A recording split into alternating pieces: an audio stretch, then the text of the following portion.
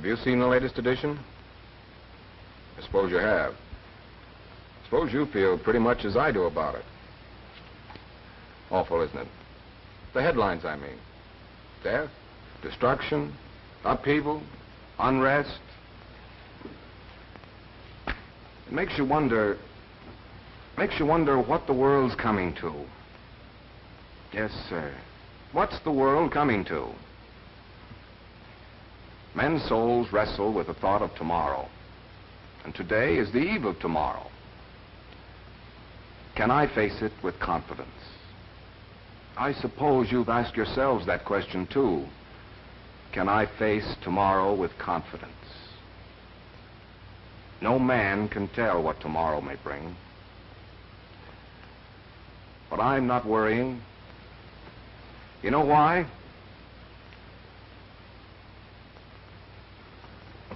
Well, a long time ago, almost 40 years it is now, I hired a man to do my worrying for me. Oh, dear. Oh, dear.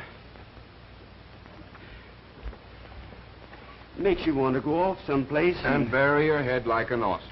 This is no laughing matter, Jim. All those headlines. I don't know what to think.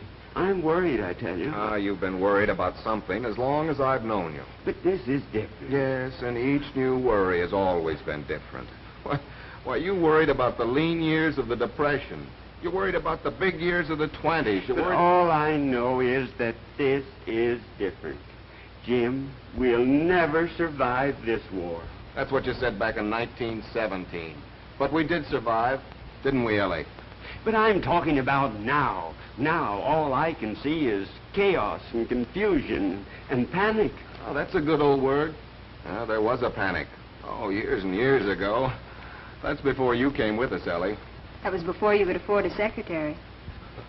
You know, Larry here was all against my hiring you. I've suspected as much these 30 years. Yeah, he didn't think you'd stay 3 months. He didn't think you'd be in business 3 months. This is no time to go digging around in the past for laughs. I'm not digging around for laughs, Larry. I'm digging for confidence to face the future. Future.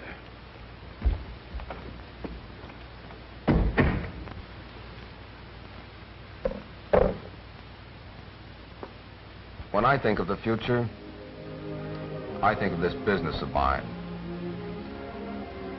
A long time ago, I hitched my wagon to a star. There was a drink, pure and wholesome, delicious to taste, refreshing. And they trademarked it Coca-Cola. I obtained the right to bottle Coca-Cola. I became a bottler of Coca-Cola. I still am. We've just put up a new plant here in my town. A new plant right up on Main Street. And people going by can see how clean and careful we bottle their favorite drink. Sometimes they stop in for a closer look at how we do things. This business of mine is a community affair. My bottling operation, well, it isn't the biggest in the country, but then it isn't the smallest. As bottlers go, I'm just somewhere in between, I guess. My business is kind of like my town. A town still small enough to protest turning the park into a parking lot. A town still small enough to respect the old trees along Main Street. One of those places too small to be a city and too big to be a village. Just a town. Just somewhere in that nice middle ground. That's me and my business, too. When I think of the future, I think of the men and machines and friends and ideas and philosophy and spirit that have brought Coca-Cola where it is today. Today seems a clutter of confusion. But maybe if we back away from it, step by step, and see from whence we came, it'll help us to see where we're going. All our yesterdays met the trials of the times. And our last big trial was called the Depression. Now, if you go back a couple of years, you'll find us going over the plans for this new plant. Larry and Ellie and Ben. Ben is our sales manager. And this space here is going to be the meeting room, where our salesmen get together for conference. Show me where my office is going to be. Well, let's see now. It was our new home, you see. Our new home. A business is like a family, if you know what I mean. And we were all happy and excited going over those plans. That is, we all were except Larry. Mr. Larrabee, here's where our new office is going to be. Look. I don't want to look. I don't want any part of this. Do you realize this country has just witnessed the greatest crash and the greatest depression? We haven't done so bad. We have been lucky, that's all. It was something more than luck, Larry. Well, whatever it was, we're going to risk that and everything else building this new plant. But we need this new plant. I don't see why. We've come a long way down here on Pine Street. And we'll come a lot further up on Main Street. But right now is hardly the time to go sinking a lot of money into... Right now isn't what we're building for. It's the future. The future. You talk just like Jim Westlake. All he thinks about is tomorrow. Always tomorrow. That's right. And it was that kind of thinking, as much as your lady luck, that helped us lick the Depression. Well, I don't see it. It's quite simple. When you think of tomorrow, you think of getting more and more people to drink Coca-Cola. That's our job. Well, you bear down, you press, you push, you put out effort, and you get results. That's how we licked the Depression, Larry. And we licked it so well that now we've got to build this new plant to take care of the more and still more that's tomorrow. That's our sales manager. And he's absolutely right about how we licked the Depression. I remember once during those years, I walked into a place of business and... Oh, good morning, Mr. Westlake. Got an order blank there? Why, sure. I want to buy 4 new trucks. What? I haven't got any old ones to turn in either.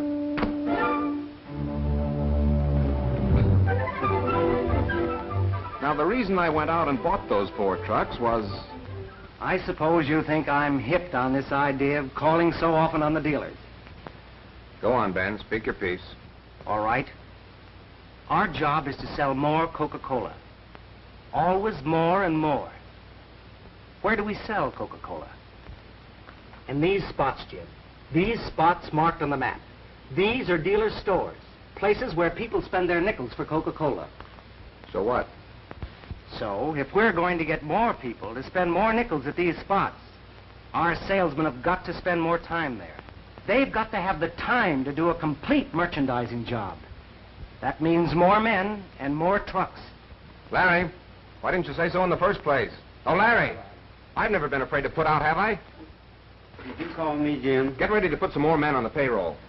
More men? I'm going out and buy 4 new trucks. But, Jim, there's a depression. So there is a depression, so you run along and worry about it. Ben and I'll knock the pants off it. Hi there, fellas. Hiya, Sam. Found a job yet? Not yet. Well, times is tough, all right. Yeah, I'll say. 2 bottles of Coca-Cola. He'll pay for 'em. None of that now. I'll match it. Lady Luck. Larry's always talking about it. Well, in one respect, we were lucky in the way we rode out of the Depression. Our Lady Luck was Coca-Cola. A bottle of Coca-Cola is just a little thing. It costs just a little, yet it's truly one of the pleasant things of life. People enjoy stopping at the bright red coolers for an ice-cold bottle of Coca-Cola. Time out for refreshment, enjoyment, sociability. The pause that refreshes, we say. And the price, 5 cents, puts it within the reach of everybody. An awful lot of nickels rolled in during those Depression years. Maybe it's because people had more nickels to spend those years than anything else.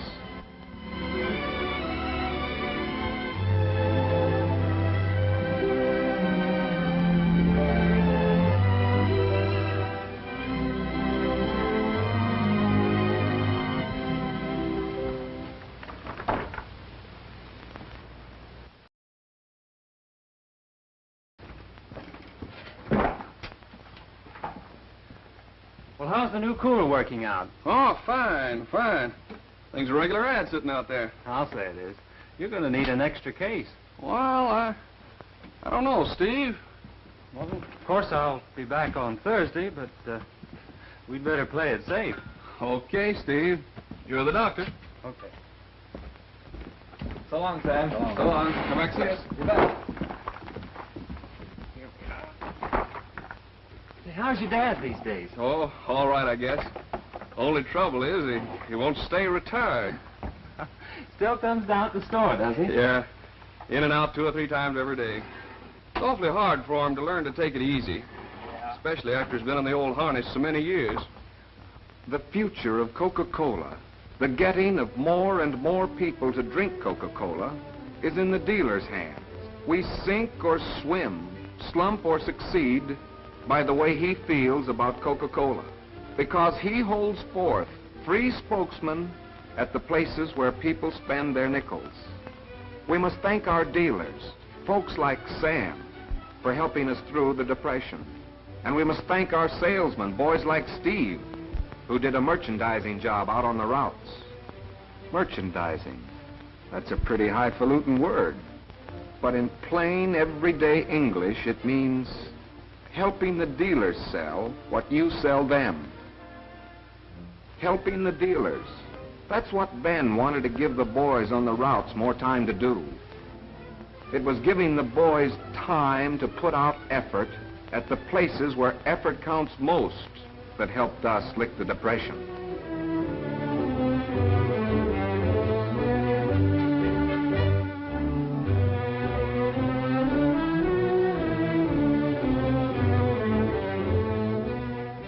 Now you sit right down here. And don't you touch anything. All right, Mama.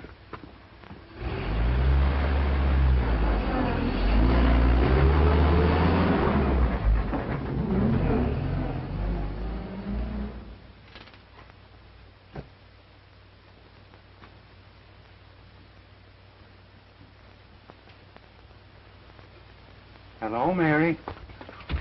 Why, what's the matter? Nothing. I'm just sitting here waiting for my mother. How about a bottle of Coca-Cola? Oh, thank you, Mr. Tompkins.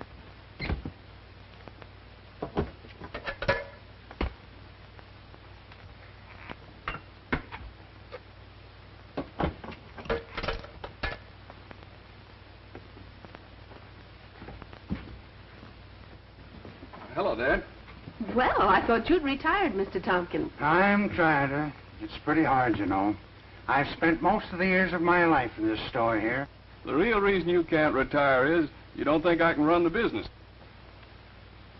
Of course I think you can run it. Why shouldn't I? Didn't I train you?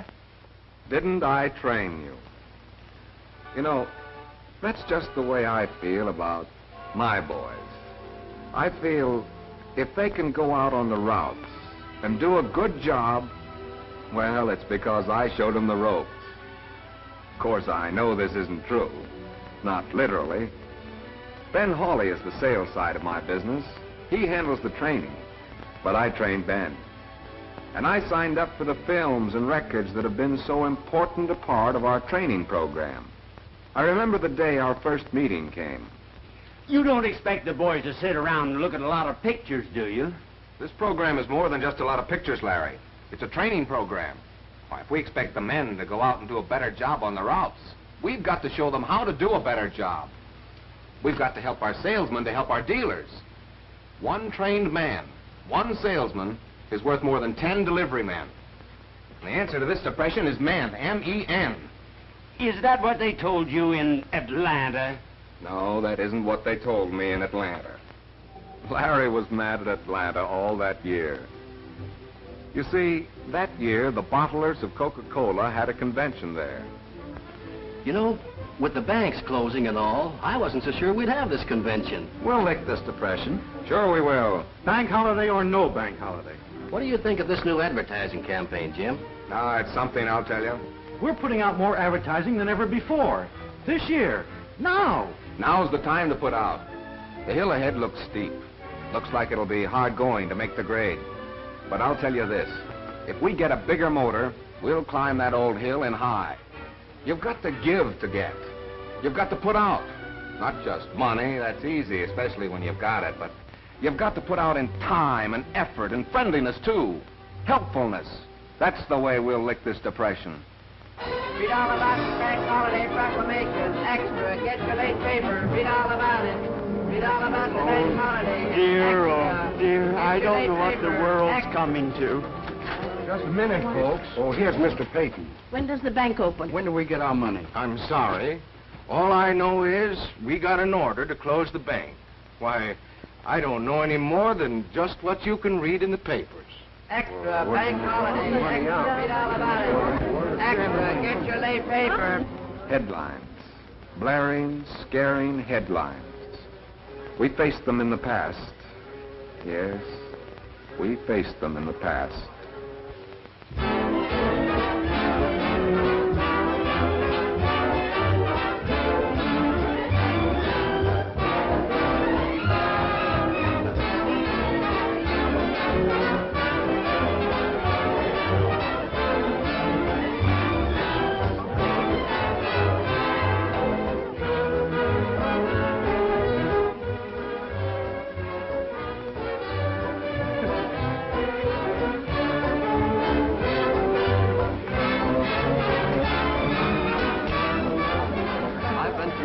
Big deals in my time, but this is the biggest I've ever run into. Hurry up, honey. We'll be late for the dance.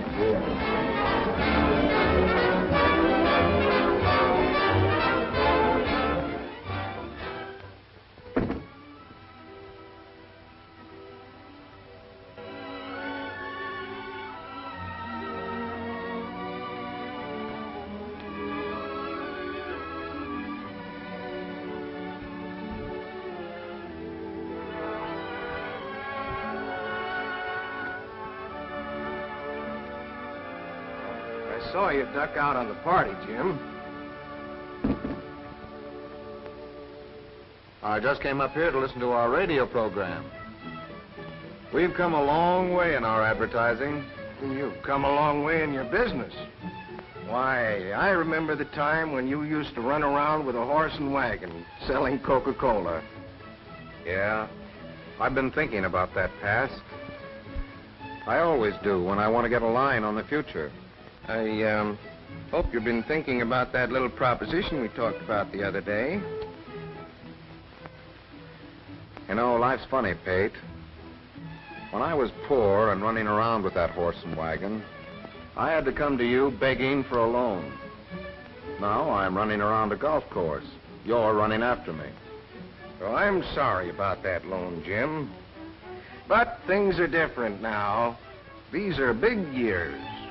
You ought to spread out, put some money in some other things. Take advantage of your opportunity. Up to now, my opportunity has been with Coca-Cola. I figure it still is. I figure that's the place for me to spread out. Look, Pate, in the old days, you were a pioneer, I know. You were young, and you were filled with courage, daring, alertness, going and doing. But those days are over, Jim. Now you're a big man. Now you're a success. Now I should grow old with prominence and prosperity? No, Jim. Now lethargy should set in? Now the beam should broaden? Now barnacles accumulate? No, Jim, no. That's just what I figure. Why, every man is a pioneer in his youth. It's natural. Well, I want to be one in my middle age. I want to be one until they carry me off someplace and plant sod on top of me. Why does everybody think that pioneering is the monopoly of youth and yesterday? Why, I'm 10 times the pioneer I was 20 years ago. I'm 10 times the man. My business has grown, and I've grown with it. And I want to keep on growing. These are big years, Pate. But I hope they're not too big for me.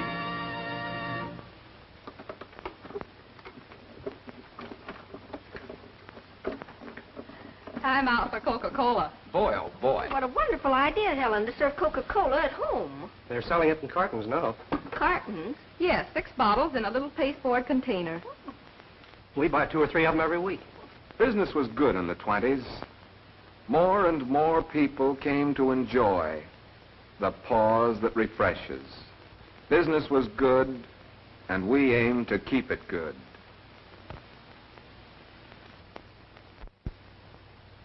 Well, eh? Yes, Mr. Westlake? Has Ben come in yet? Yes, he's checking in his cash. Ask him to stop in and see me, will you, please? Yes, sir.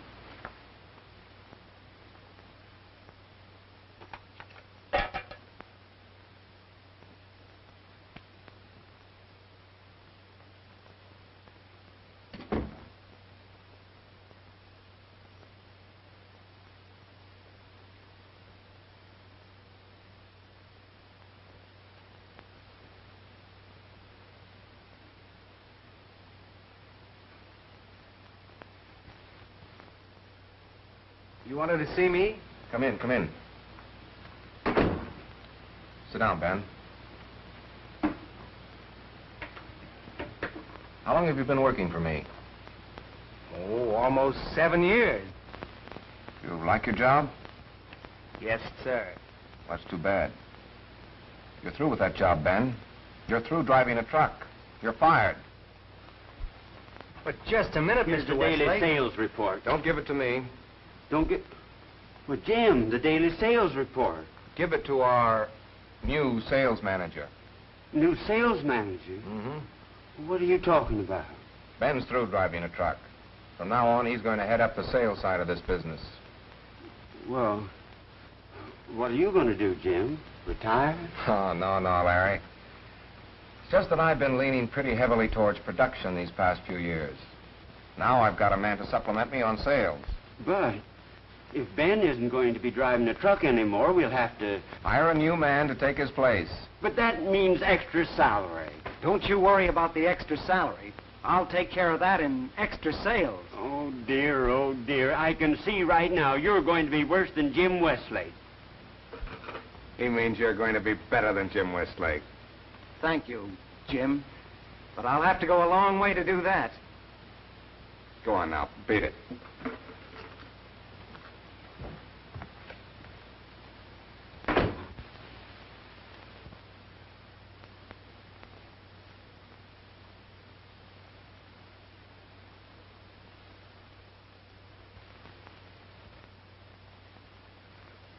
It's hard to grow up and share your job, especially when you've started out as the whole shebang. It's hard to realize there aren't arms and legs enough on one man to manage a continued growth. Mom! Oh, Mom, I want a bottle of Coca-Cola. No, Sonny. No, you don't. Yes, I do. I want a bottle of Coca-Cola. Sonny? I want a bottle of Coca-Cola. But it wouldn't be cold here. You know it won't taste good if it isn't cold. We always serve it cold, Mrs. Parker. Oh, I know your sign says that. But you can't believe advertising. You can believe that advertising, Mrs. Parker. We've got this contraption here to back it up. What is it, a washing machine? No, ma'am, no. That's a cooler for Coca-Cola. A cooler for Coca-Cola? Yes, ma'am. Just feel how cold that bottle is. Well, I declare. I want a bottle of Coca-Cola. Of course you do, and I want one, too. Dad, I think I'm getting something. Is Sam still fooling with that wireless set? Yes, he ain't worth his salt for helping out in the store these days. Do you think that invention will ever amount to anything? Well, you never can tell. Boy just in here said he got New York last night. New York City? That's what he said. Well, I don't believe it. Why, you can hardly hear New York City on the telephone. Hello, Mr. Tompkins. Hello, boys. 2 bottles of Coca-Cola. Sam, there's customers out here. Oh. Hi there, fellas. Howdy. Hi. 2 bottles of Coca-Cola coming up. Are they cold? Ice cold. That's the way we always serve them. Ice cold. That's the way folks like Coca-Cola. That's the way we advertised Coca-Cola would be served to folks. Our advertising made customers for Coca-Cola a promise. And the cooler made sure we kept that promise. The cooler was the answer to an obligation. An obligation to the people who spend their nickels for Coca-Cola. Those were big years. And we, who hitched our wagons to Coca-Cola, tried to foresee and direct a continued growth to yet bigger years. We built a heritage for the future by meeting our obligations to the years at hand. Now, there's a lot that meets the eye in this business of Coca-Cola, but when you boil it all down, it's just two things. One, getting a good product. Two, getting people to drink that product. One has to do with production, the other with merchandising. In those years, the bottlers of Coca-Cola were hipped on production. Well, if you ever get out to my part of the country, I want you to stop in and see a real plant. Why, I've got the neatest operation. Yeah, we know, Plant inspector said so. Well, I know how you feel. I'm mighty proud of my new layout. Everything's just about perfect. Gas pressure, syrup throw. How about your new soaker? Fine, fine. Why, those bottles come out shining. Just like everything else around the place. All this talk about plants and equipment was really talk about standards. In those years, the bottlers of Coca-Cola did some headwork on bottling standards. And some other men of Coca-Cola did some headwork on manufacturing standards. In those years, each one of our manufacturing plants established a modernly equipped laboratory. Graduate food chemists were employed to analyze each ingredient that goes into the making of Coca-Cola. Each ingredient. And each finished batch of syrup had to measure up to certain set standards before it was shipped to any bottler of Coca-Cola. Bottling standards, manufacturing standards. Don't they all add up as answers to obligations? Obligations to the people who spend their nickels for Coca-Cola? Of course they do. In our advertising, we promised a drink that was healthful, palatable, and uniform. And inside our plants and laboratories, we did the kind of work that backed up that promise. Those were the big years. And with them, we grew big. But we realized that bigness is also a responsibility. We realized that bigness is only justified by better performance. It's just head work and horse sense that tells you to meet your obligations to the years at hand. Meet your obligations. Keep your promises. Put feet on your dreams. That's the way to assure continued growth. That's the way to build a business. And for such a business, there's always heritage. There's always future. And there's always tomorrow. That was true back there in the 20s. And if you're thinking, like I'm thinking, you're thinking it's just as true today.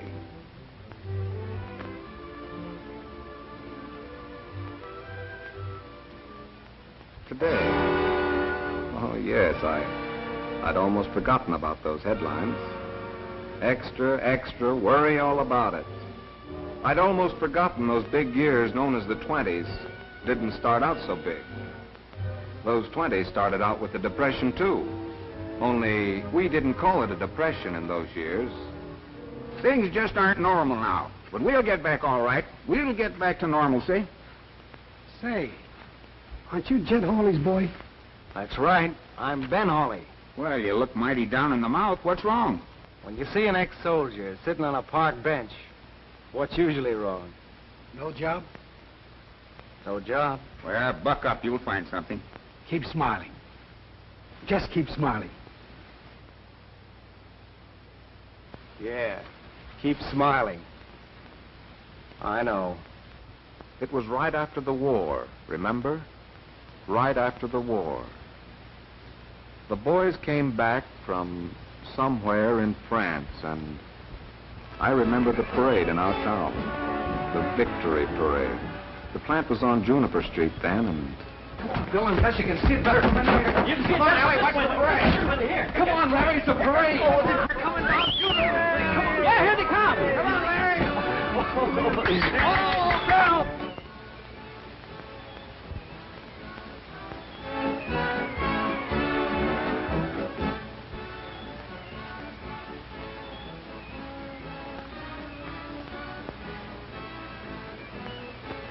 Is it all right if I tear up the telephone book? No, it isn't all right if you tear up the telephone book. They tore him up in New York City. I saw it in the movies. This isn't New York City. There's Harry. There's George. Hey, George!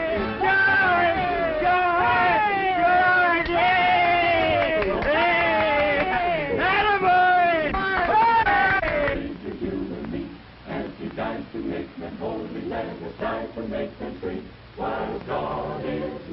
Stop it! Stop it! Stop it! The boys didn't all come back. Some of the boys were still somewhere in France. Ellie's young man was with them in that somewhere. Ellie's young man was an honor roll name on the wall in our plant. A business is like a family, if you know what I mean. Oh, dear. Oh, dear. What are you worrying about now, Larry? Do you know the United States is at war? Do you realize the government is rationing sugar? I did see something about it in the headlines. Those headlines. Those headlines. I don't know what the world's coming to. Are you worrying about the world or just the sugar shortage? Both. We'll never survive this war. Coca-Cola, the country, or any of us. Hiya, Joe. Hello, Sam. What's on your mind? All these soldiers in town, they've cleaned up my dad out of Coca-Cola. Okay, Sam, I'll send over a couple of cases. Have you seen Grover? Uh-huh. Gosh, it's a swell uniform he's got. Wished I had a uniform like Grover's. Where's Miss Ellie? Mr. Westlake gave her the day off. I bet I know why. You want to know something? Miss Ellie's mighty sweet on Grover. Run along, Sammy, please. Don't you see I'm busy? Bye. Grover, darling, I'm frightened. Now, Ellie. Remember you said you weren't Yes, going I know. I said I wouldn't cry, and I'm not crying. It's just, oh, darling, I love you so very much. Don't you worry. Why, it'll all be over soon. I'll be back. Back driving that old truck for Jim Westlake. And you'll quit that job in the office. We'll get married and have a home and...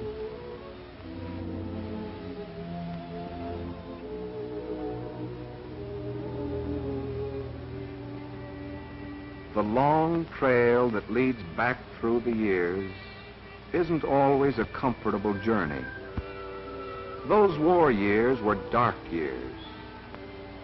But we had faith in the future, faith that we would come through, faith that if this country didn't remain a country, didn't survive, then no country on earth would survive.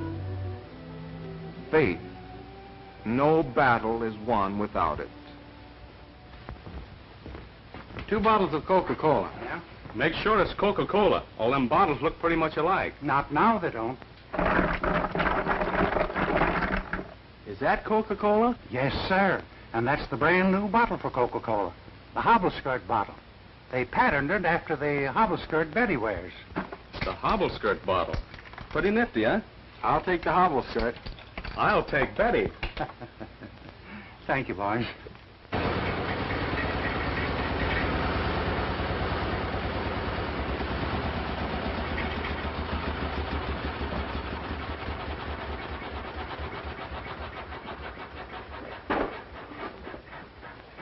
Hiya, fellas. Hey, what are you all dressed up for? We're rowing up the river on a picnic. Picnic, eh? You taking along some bottles of Coca-Cola? We're doing the rowing. The girls are going to bring the victuals. Oh, but no picnic's complete unless you bring along some hobble-skirt bottles. There's no way to keep Coca-Cola cold on a picnic.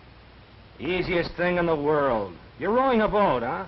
Well, just loop some knots in the rope to some bottles of Coca-Cola and trail them along in the water. That'll keep them cold. We'll talk it over with the girls.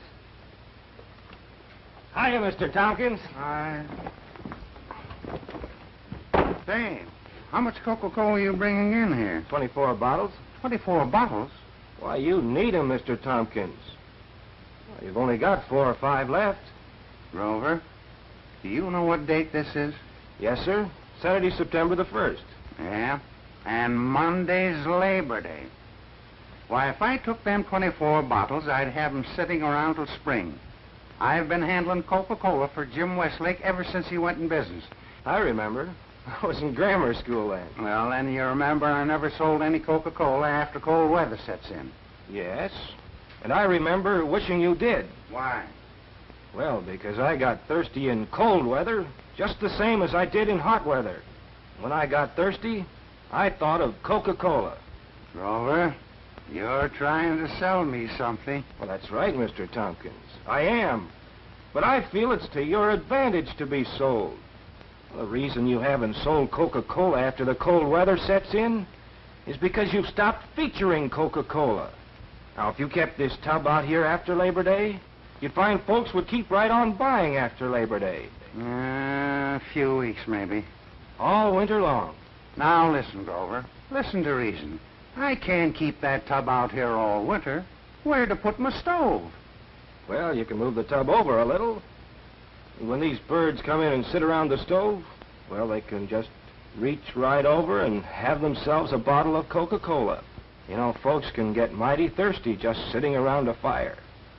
If you've got something that answers that thirst, well, that means more money in your cash drawer. Do you expect me to buy ice for this tub all winter?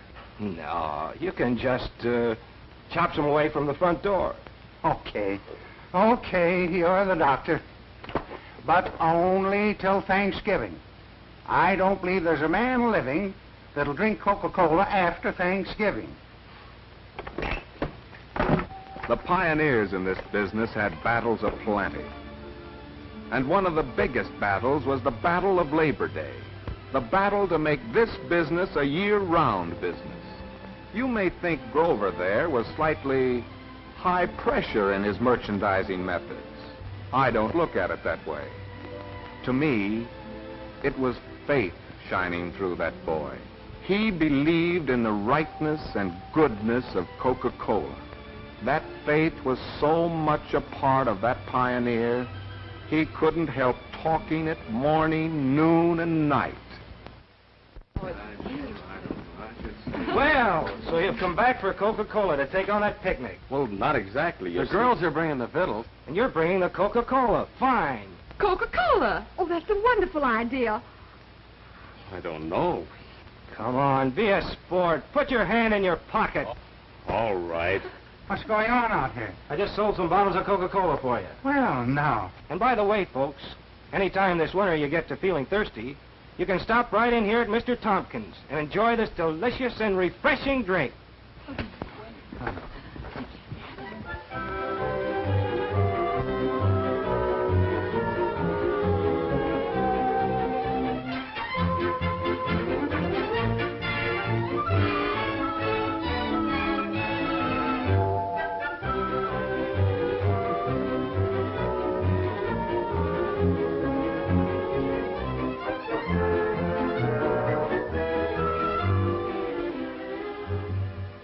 I'll never forget the day Grover came to work for me. It was the day I went out to buy that truck.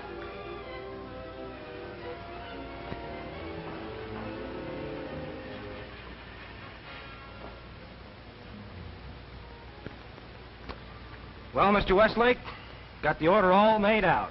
All you have to do is sign. You seem pretty sure that I'm going to buy this truck. That's right. What makes you so sure? Because you're a man who believes in the future, Mr. Westlake. Tomorrow, huh? Yes, sir. Always tomorrow. An awful lot of nickels would have to change hands before I could pay for this truck. Maybe I'd better wait a spell. Waiting won't make the nickels change hands. This truck will do that, because this truck is a means of getting oftener to the places where the nickels are spent. The oftener you get to your dealers, the more you can talk to them about selling more Coca-Cola. Now, you want to sell more Coca-Cola, don't you? Why, sure. You want your flow of nickels to get bigger and bigger all the time, don't you? Sure, sure. Very well, then. Sign here. You know, there's just one thing you overlooked. I don't know how to drive a truck. Why, there's nothing to it. I'll show you how. I don't know. It looks mighty complicated. Why, there's nothing to it. How would you like to drive it for me? What do you mean? I'm offering you a job. What? You said this truck would sell more Coca-Cola. That's right, it will. No, the man in the truck will do the selling. You believe the things you just said, don't you? Of course I believe him. All right, then. You're hired.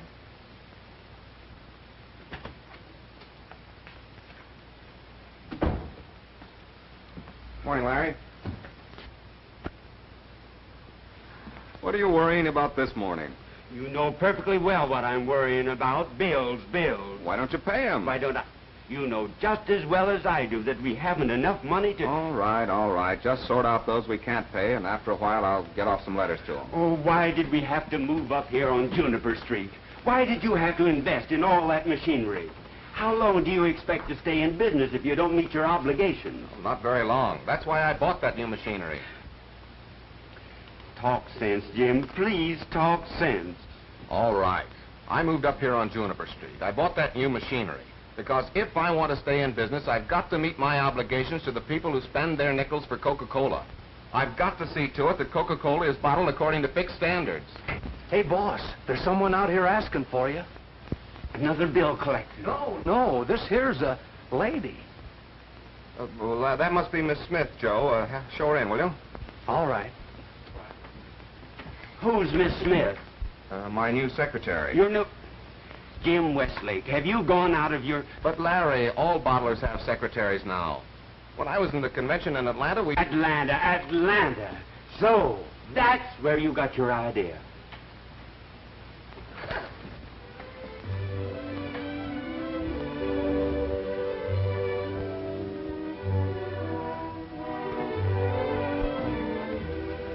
Good morning, Miss Smith. Good morning. Oh, this is Mr. Larrabee. Good morning, Mr. Larrabee. Good morning. For the present, Miss Smith, you can sit right here at my desk.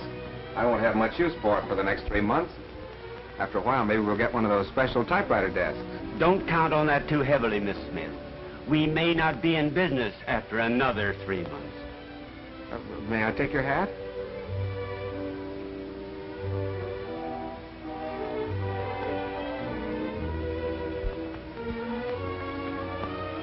You won't have to worry about anything around here, Miss Smith. Mr. Larrabee does that for all of us.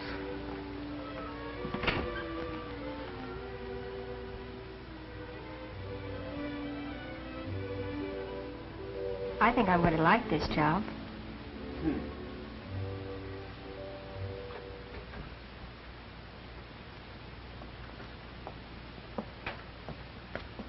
If you like, I'll dust off your desk. Miss Smith. Yes, Mr. Larrabee? I may as well tell you right off. I do not approve of women working in an office. But why, Mr. Larrabee? I think a woman's place is in the home, and I'm thankful you won't be with us very long. You mean you don't think Mr. Westlake will be in business? I mean, I'm perfectly aware of why young women take jobs in offices. Why is it? It's the modern method of getting a man. Well, what makes you think I'll, get a man, as you call it? Because you're so pretty. Say, did you hear the story about the panic? Which one? The one about why is a panic like a picnic? Heck, yes. They told that one back in 1893. This panic of 1907 isn't going to be any picnic. Don't you think maybe folks have always said that? When times weren't normal, when things were kind of depressed? Maybe so, maybe so. It seems to me that if we bear down, press, push, put out effort, we can lick any trial that comes along. Say, what do you think of this new advertising campaign? Oh, it's something, I'll tell you.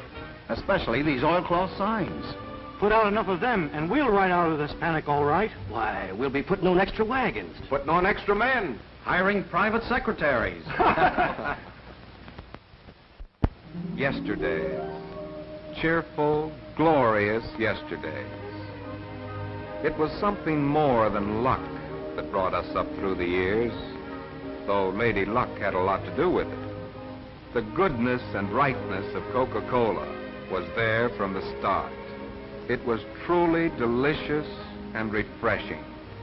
People from all walks of life, on any old street, whoever they were, whatever they did, wherever they might be, people like Coca-Cola.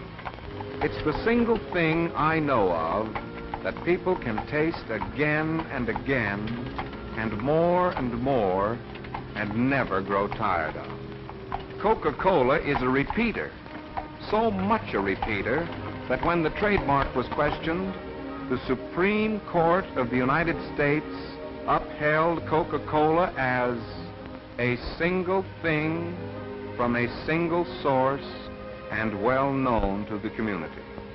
We were lucky, but if luck hitched our wagons to this star, faith kept them hitched. I was just coming in to see you. I hope you've been thinking about that little proposition we talked about the other day. You mean the loan? Yes, did you fix it up for me all right? Well, you see, Jim, this country is going through a kind of a panic now. I'll be good for it. I've got my business and... It's a one-horse business. It won't always be one horse, Mr. Peyton. Someday it'll be right up here on Main Street. Well, I hope you're right. But I'm afraid I can't risk the bank's money on dreams. Dreams? Yes. You're a dreamer, Jim. You're always thinking about tomorrow. Always tomorrow. And, well, you come back on some future tomorrow, and then maybe... On some future tomorrow, you'll be coming to me, Mr. Peyton. You'll come to me asking for something or other. In that case, I'll apologize to you, Jim. I'll say, I'm sorry I didn't give you this loan. Good luck, Jim.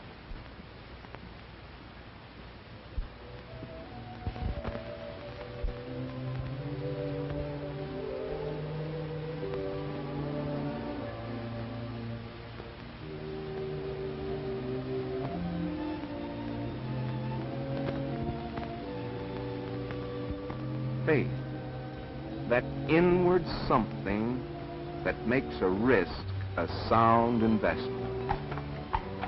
In the early years of this business, the bottlers of Coca-Cola took risks of plenty. It wasn't much they risked when you add it all up and measure it by today. But in those yesterdays, it was everything. The pioneers in this business risked their all.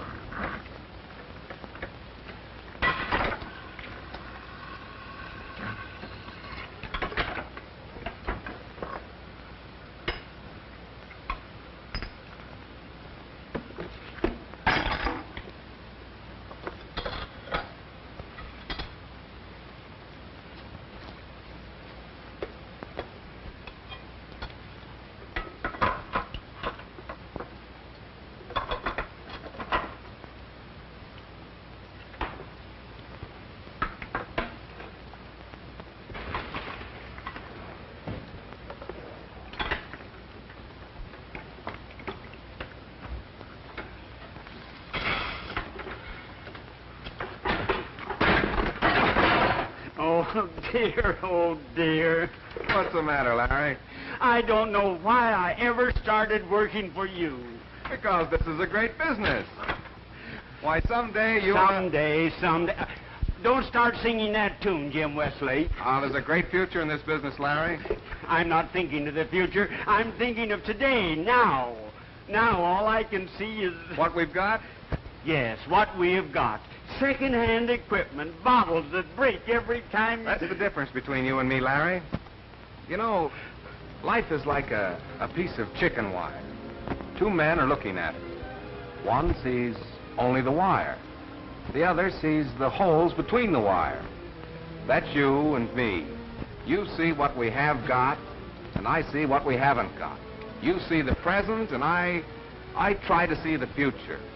Oh, we'll go a long ways together, Larry, you and I, for we're like two legs of a compass. You're the firm leg, and I'm the leg that spreads out, reaching always for more and more and still more.